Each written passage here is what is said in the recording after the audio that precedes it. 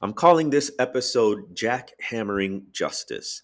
This week, crews started erasing, removing Black Lives Matter Plaza in Washington, D.C. Now, this began in June 2020. Mayor Muriel Bowser, who's a Democrat, ordered the painting of the words Black Lives Matter on a certain section of street in Washington, D.C. This was during the racial justice uprisings of 2020 in response to mainly to the murder of George Floyd, but also others like Ahmaud Arbery and Breonna Taylor. And this plaza became a, a site of reminder of those times and a reminder that there is still work to do when it comes to racial justice. Now, why is this plaza being removed? Why are these letters being erased? Why are they jackhammering justice? Well, a major part of it is intimidation by the Trump administration toward the mayor and Washington, D.C. So, Washington, D.C., as a city, is semi independent of the U.S. Capitol. The capital is there, but the city operates semi independently. Well, that's what's being threatened. So, according to an Associated Press article, Trump recently revived a frequent campaign talking point about wanting a federal, quote, takeover of the nation's capital, describing Washington, D.C. as being riddled with crime, graffiti, and homeless encampments. And Bowser has refused to comment on reports that the White House is actually preparing an executive order targeting Washington. And the article goes on to say that congressional Republicans have repeatedly threatened to interfere with city affairs in both large and small ways. And there's a measure currently before Congress named the Bowser Act that seeks to completely revoke the Home Rule Act of 1973, which grants the capital city limited autonomy. So they're basically saying to the mayor, who's a black woman, if you do not comply and remove Black Lives Matter Plaza, we will ramp up our efforts to take over Washington, D.C. Apparently, it appears to me Bowser is picking her battles. Politics.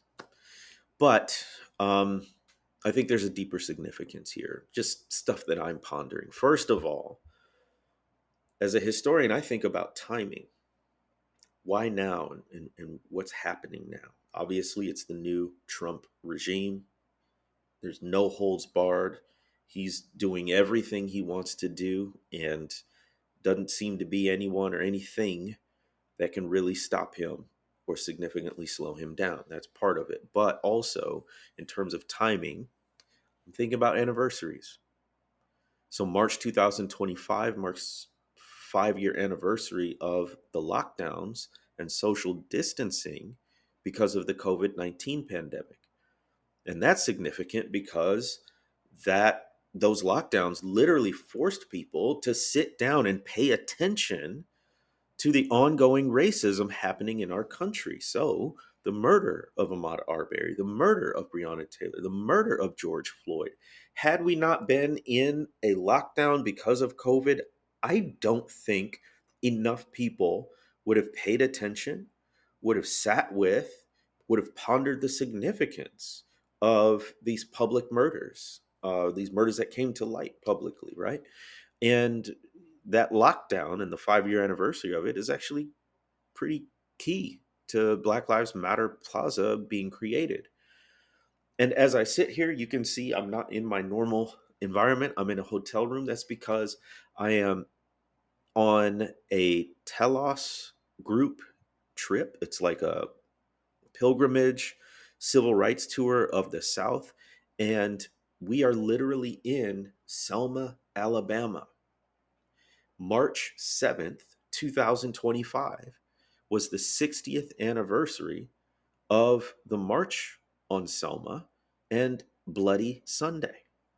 Now, Bloody Sunday is when a group of marchers set out from Selma and crossed the Edmund Pettus Bridge, or tried to, because they were violently turned away by law enforcement. This is when John Lewis was at the head of the march, and he was struck by a wooden club that a law enforcement officer had so hard it fractured his skull. Skull is the hardest bone in the body.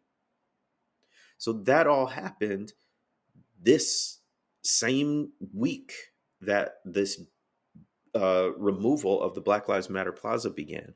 And March 13th, 2025 marks the 5-year anniversary of the murder of Breonna Taylor. Now, this hits home for me. I was not living in Louisville at the time of Breonna Taylor's murder, but I do live there now, teaching at Simmons College of Kentucky, a historically Black college there. And that murder still has left its mark on the city. I had the wonderful and humbling opportunity to get to know Breonna Taylor's mother, Tamika Palmer. And actually, if you look at the first few pages of my latest book, The Spirit of Justice, Tamika Palmer wrote an endorsement of the book. So it's personal, it comes close to my experience. And also, this jackhammering of justice is happening right during the week of the 5th anniversary of Breonna Taylor's murder, and more broadly of the murder of everything that happened in 2020. So the murders of George Floyd, the murders of Ahmaud Arbery, the entire reasons why there is a Black Lives Matter Plaza, these historic racial justice uprisings in 2020. Many of you were activated in a new way in 2020. So the timing of it to me is significant, but even more so, what does it symbolize? What does it represent? They're not just painting over these letters. They're jackhammering the street. They're completely removing the layer of asphalt that had the words Black Lives Matter painted on it. And that's why I'm calling it jackhammering justice, right? And to me, it's the literal erasure of racial progress and racial protest. So it's not like these letters on the asphalt are the goal or in themselves represent progress. It represents protest. It represents the record of progress. It represents resilience. It's an aesthetic visual witness to racial justice inscribed in the landscape of the nation's capital. Meanwhile, we have to argue and fight tooth and nail to remove Confederate monuments, literal monuments to racists and white supremacists, which plenty of people seem perfectly fine with.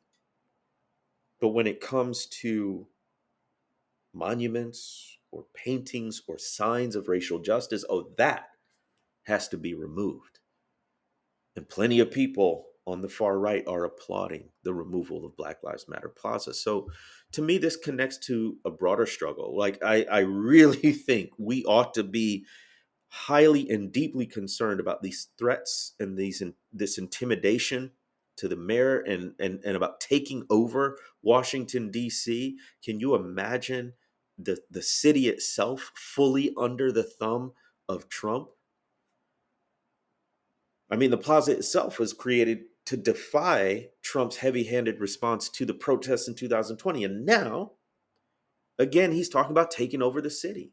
So its removal is actually part of a larger campaign to suppress Black-led activism and maintain control over the narratives that shape public memory. Make no mistake that the signs and the symbols that we have in public, that we leave up or that we take down, are about the stories we tell ourselves about who we are.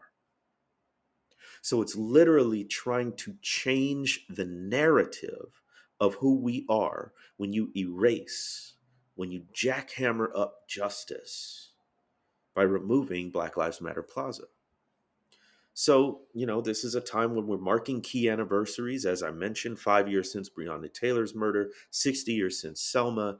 And this moment reminds us that progress isn't just about making history, but it's about protecting history from being erased.